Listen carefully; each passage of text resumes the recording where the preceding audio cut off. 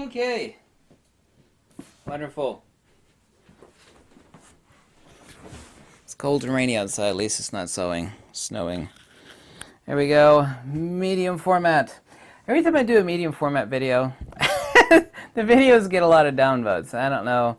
I think most of it is actually, no, it's not my face or my personality, which is always part of it, is that people like go, those cameras are so damn expensive. I hate it when you do videos on medium format. And of course, my new favorite tagline is, compared to what? Most medium format is upwards of, it had been for countless years, upwards of $19,000 plus. Oh my God. And by the way, Fujifilm's GFX series of cameras have the fastest, no, this is not a Fujifilm commercial, the fastest autofocus of any medium format camera. Fujifilm also recently announced at their Dubai event that the new GFX 100, due to phase detect autofocus, will have 50% faster autofocus than the current GFX cameras, of which I've got both of them right here. This is the GFX 50S. I don't have the viewfinder on it right now. I always leave that detached in my box. And the one that I took to Florida with me, and I brought the X-T3 and this GFX 50R and also the Nikon D850. I shot this 80% of the time. One reason you should not get medium format, and it has nothing to do with the price, is that I mean this seriously. I don't mean it jokingly. It will spoil the ever-loving shit out of you. It will spoil you. It's like if you spend a week in a Lamborghini eating caviar and going to the finest restaurants, and then you're dumped back onto the curb eating ravioli and living on a pea-stained couch watching TV from a black and white television. It will spoil the hell out of you. I really do, and very seriously do mean that. I also mentioned in a video about a week and a half ago, and I don't make statements like that lightly, because when I make really bold statements, if I get it wrong, people will beat me, and they do this all the time. They will beat me over the head with my really bold and big statement over my head endlessly for years. And so when I make a big statement, I got to make sure, do I mean this 100%? I'm never going to waver from that. And the answer to that is correct. Is that my favorite camera of all time, and I have waited 10 plus years for this to come down the pike. As I said in a video about a week and a half ago, my favorite digital camera of all time, period, bar none, is the GFX 50R right here, the digital rangefinder, which both of these have the same sensor and image processing engine. By the way, I grew up with medium format. My first camera was a twin lens reflex Yashica 124G matte. It's medium format waist level viewfinder. I owned a couple Rolleiflex cameras. I had two 6.7 Pentaxes. I owned a couple Hasselblads very, very briefly. I sold them, I bought them, and turned them for a profit. I was never a big Hasselblad fan, even back when Hasselblad existed. I owned Mamiya. I had another 645 for a brief period of time. Went to Southeast Center of Photographic Studies, to photography school down there. I grew up with medium format. This is also the reason why I get pissed off at a lot of these knuckle-dragging morons that do reviews of either one of these cameras. Even though they have the fastest autofocus, I will admit, and they are correct, say, well, the autofocus isn't that damn fast. Well, nobody buys either one of these cameras for speed.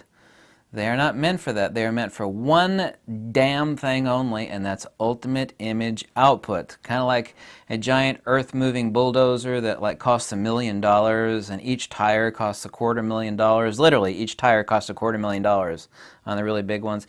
Gets a half mile to the gallon at best. Nobody gives a shit that buys those. They serve one purpose, and they do it with excellence. And that's the reason why Komatsu, and it's a perfect analogy. That is what medium format is for, ultimate image output. Grew up with medium format. These people doing a diaper review, yes, I said diaper review, who did a review of both of these GFX. Well, it's not good for video. Well, nobody buys medium format for video, so nobody gives a shit. And so, oh, well, the autofocus isn't that damn fast. Well, it's still the fastest autofocus of any medium format camera out there, but also nobody gives a shit because these cameras are not for hardcore sports action and wildlife. That's what the hell this damn camera is for, the X-T3. You see it right here? Yes. Or even a Nikon D850 or D500. These cameras are not for sport.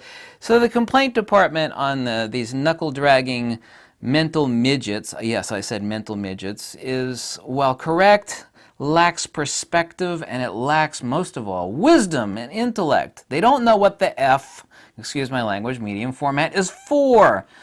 I've made countless videos recently where I've shown you the full-sized TIFF files and lossless, compressed, untouched raw files from these cameras, and anybody that looks at them, you know, they're crotch-melting perfection. They're just tougher than a hot, naked supermodel. Just tough. Just like, damn. You know, you just look at them and you go, damn. You know, that's a fact. Here's the important things, and no one's made a video on that. I like to make videos about stuff no one else has mentioned. Medium format, and this is not my opinion, this is a hardcore damn fact. Medium format, and this is true of all medium format digital, including film back in the day. Because even back in the day as a film, like, you know, there'd be new 35mm cameras and the old model would quickly slump in price. Medium format holds its value far, far better than any other camera. Period. Bar none. Flat out. It just hovers and holds. It does. Why? Because it doesn't matter what, and medium format is not a camera, whether that be Mamiya, Hasselblad. I hate to even mention Hasselblad because their camera's a piece of garbage. Mamiya, Pentax, Hasselblad, Phase 1, which is really, really expensive. This is not where people are in like every other sort of damn camera. It's just a hustle, new model every 8 months. Nikon and Canon and Sony and Fujifilm, new model. We got the new X-T3, we got the new Canon EOS, we got the new A7R II, Mark IV, Mark VI, Mark II. Shut the hell, you know. Medium format does not do that. That's actually one reason why it holds its value. The other reason, of course, is that medium format is kind of like that old Rolls, like a D4, a Nikon D4, crotch melting perfection. That camera is just older than piss, relatively speaking. I got 2 of them. I've owned 4 of them. The camera holds its value. The camera has been out a long time, a really long time. Those cameras sell tough and hard. Okay, you see a used D4 go, if it's a halfway decent value, boom, it's sold just like that. Medium format is exactly like that. Medium format holds its value better than any other camera. So, well, medium format's really expensive. Compared to what? These are really, really inexpensive. Yeah, really inexpensive compared to every other medium format. Same sensor in the Mamiya Leaf Credo.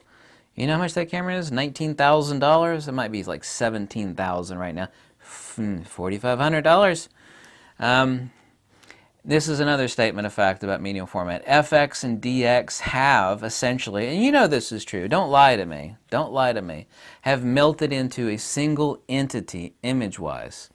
You know, you take a look at a crop shot of an FX, cameras have gotten so good. Now, of course, Fujifilm and Nikon I hold to be the best current manufactured cameras. They are, but they've melted into one entity. The pixel pitch is like, what's the difference between a Nikon D500 and a D850? Crop sensor, full frame? They're both the same. Now one is a BSI sensor in the case of the D850, so it's a little bit better dynamic range, slightly better low light, but they've melted into a single entity. Nobody can say that about, if you lump and smush it into one ball, FX and DX, nobody. You can't do it. Don't lie to me. You can't smush FX and DX into one ball and say, well, that's the same shit as you see in a medium format, like the output of either one of these cameras. This is the GFX50S, this is the GFX50R. You can't say that. So that is something that actually separates medium format out from FX and DX. Of course, there is a difference, and no one's ever stated this. I made a chart. The difference in medium format in 5 points. You're actually getting much closer with a wider field of view for identical distances between camera and subject. For example, this is a 110mm lens, so you're actually closer, even though you're standing in the same position. You're closer because it's a telephoto, it's a 110 over 85. Now 110 is always a 110, doesn't matter if it's a medium format lens, so you're actually much closer with a wider field of view for the same camera and subject. This is equivalent to an 85mm at 1.4 roughly, but 110 is still 110 regardless, and that has a look. This is what we call the medium format look.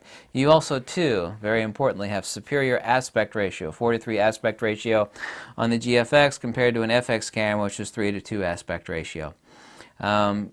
you have more overall total megapixels, and of course this is not important if you end up cropping the hell out of the shot, but when it comes to portraiture and you zooming with your feet and taking the composition and shot at the correct position, this is important. 51 megapixels is a lot. Now, I'm about to make a statement. I'm going to pause myself here about something important I wanted to mention right after this about the sensors in both of these cameras, which a lot of these idiots are calling an old sensor. Yeah, right. Old compared to what? You do have a lot more megapixels, of course. You do have larger photo sites or eyeballs with better the dynamic range and the tonality at a medium format. Of course, also too, these require a lot less enlargement than an FX or a DX. To make an 8x10 print, obviously the 8x10 from an FX to DX requires more enlargement to make an 8x10 or 20x30 than does medium format. This requires less image enlargement to make the same identical print. Now here's one thing I can state for a fact that no one else has said before, and I won't be proven wrong on this. I know for a fact right now, because this image already exists out there as being used by Phase 1, the new 100 megapixel sensor that's going to the new GFX 100S camera. Okay. The image output and the known entity, and that's the BSI sensor that's going to be used in the new Fujifilm GFX, which is a $10,000 camera that's going to be dropped in May or June. There are currently a lot of images floating out there around about it right now. These so-called old sensors, which by the way, the same sensor in these is the same sensor in the Pentax 645Z and the Mamiya Leaf Credo, and the old but crappy Hasselblad X1D. What a crappy camera with a lot of bugs and issues. These are not number one, those are not old sensors, but it's going to be looked at as the same reason that current, and it's not solely due to build quality and excellence of the Nikon D4. The reason why the Nikon D4 is so cherished, and I own 2 of those, and I've owned 4 of them over the years, the reason why it's so cherished on the D4 is the tonality and dynamic range. It's just pure crotch-melting perfection of D4 image output is just. That camera has been out for ages. It's been out for years and years and years and years and years and years and years. The reason why that camera still sells hot as hell is because everybody that knows what the hell is up knows the image output from a Nikon D4 is incredible. So even once, because people have asked me this, well, you know, there's a new 100 megapixel medium format coming out. Here's 2 points. If you can't do it with 51 megapixels in medium format, then you can't do it at all, and you need to sell all your freaking camera equipment and take up knitting or postage stamp collecting or something. So if you can't do it with 51, you can't do it at all. But the other point is that no, this is not going to be obsoleted once the 100 megapixel drops here, and it's already been out, like I said, being used by Phase 1. The new GFX 100S, when it drops in May and June for sale at $10,000, and of course it has IBIS, and it's going to have a lot of other cool features. It is a huge-ass camera, but thank God, I love huge cameras. That is not going to obsolete either one of these 51 megapixels, because these are the medium format equivalent, I mean this literally and seriously, the medium format equivalent of what the Nikon D4 is in image processing, output, tonality, and dynamic range. That camera, they stopped making that damn camera ages ago. The D4 is still clamored after because it is the quintessential Goldilocks. Remember Goldilocks, not too hot, not too cold. It's just effing perfect. That is what the image output is on the sensor that is in the GFX 50R, which are both identical, GFX 50ES and GFX 50R. And also on the Pentax Z. So all these idiot sites that say, well, it's an old sensor and a camera, there's a new 100 megapixel coming out, you know, it's twice as many megapixels. It's actually 102 megapixels. And of course this is 51, so it's exactly double. You know, that's the new sensors coming out. And it does have cleaner image processing. The native gain on it's better because it is a BSI. They actually had to make that a BSI. You can't cram twice as many megapixels into the same size sensor without compensating for that in some way or fashion, and that was done by using a BSI sensor in the new 100 megapixel GFX 100S. So you're going to cram twice as many megapixels in there without totally crapping on the dynamic range. You have to compensate for that with better architecture processing and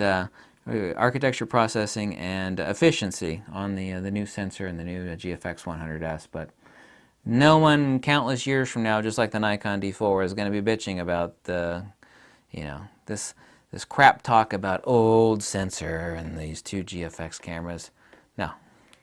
absolute BS in the extreme. So I mentioned the medium format difference in 5 points, which nobody else has defined in any video, including an official video from Hasselblad, by the way, and the guy is a British guy. He's like, I want to talk about the medium format difference. He goes, yeah, but, he never actually answers. He never actually answers what the difference is. I thought that was really funny. I was like, this is an official video from Hasselblad. You think they would have given a guy a script as far as what the medium format difference is, but they didn't. But I digress. But these are the points, and let me mention a few other points as far as the medium format difference. You have incredible dynamic range, like I said, ultimate image output, which is what the hell you're buying it for. Nobody with half a brain is deluded enough to think that you're buying these for hardcore sports action wildlife, even though they're still the fastest autofocusing medium format out there.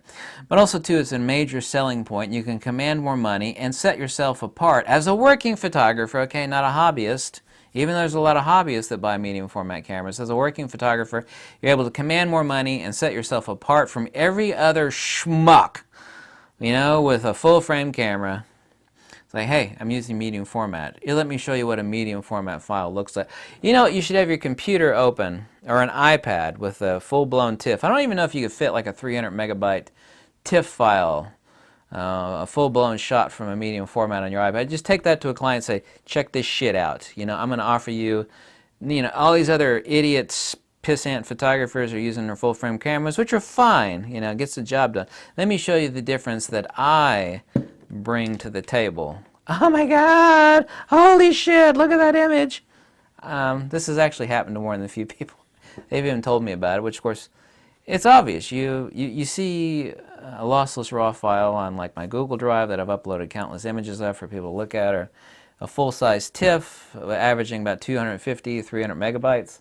It's just, holy shit, look at that. So you're able to set yourself as a working photographer apart from everybody else for product and business and corporate photography, which is where all the money is. Nobody likes doing that. It is actually enjoyable to a certain extent. It's not exciting photography. It's not taking pictures of hot naked people and like traveling the world, taking pictures of some, endangered Himalayan goat up in the, That's the exciting stuff that people don't get paid for. That's the stuff that people do for free. There's a very small handful of people that get paid to do that. Everybody else is doing that crap for free.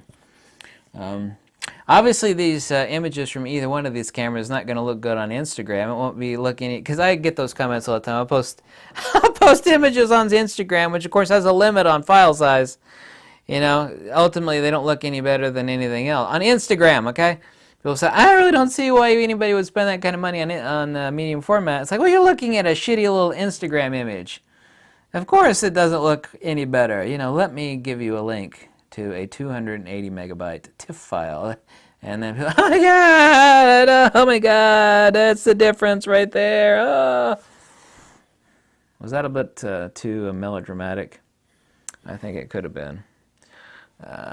This is a little snitch trying to tell me whether I want to do something or not. Yeah, let's ignore that. I don't have to worry about that. Damn computers, right? Damn computers. So thank you so much for watching, and let me know if there's anything I could help you with. And I don't know, I had my damn iPad open. I know this stuff by heart. I was referencing it, make sure I didn't forget something. So there's the medium format difference, and medium format really does hold its value. And once the 102 megapixel camera drops, that's not going to, like I said, that's not going to change anything about these babies. Not going to change anything at all. So, about the nature of what they are, their value, or their output, which is absolutely incredible. Hashtag medium format is fucking awesome. Literally, too, if you use either one of these, it will spoil you rotten. There have actually been a lot of articles written about digital medium format. It's like, be warned, if you start using it, you will get spoiled as hell. That is being serious, by the way. Thank you so much for watching. I hope you like these videos. If you do, you can click the link below. Tell me to jump off a cliff. Whatever makes you happy. Tell me how much you hate me. Tell me how much you think these cameras are expensive, even though they're not. Compared to what? Compared to what? Like a $19,000 Mamiya Leaf Credo with the same sensor and obnoxiously slow autofocus and horrific junk lenses? Yeah, no. No, yeah, that camera's $19,000. This one is $4,500. Better image output, much lighter, superior lenses, very compact and portable. It's perfect for travel. You never heard these words before, really. Medium format travel camera.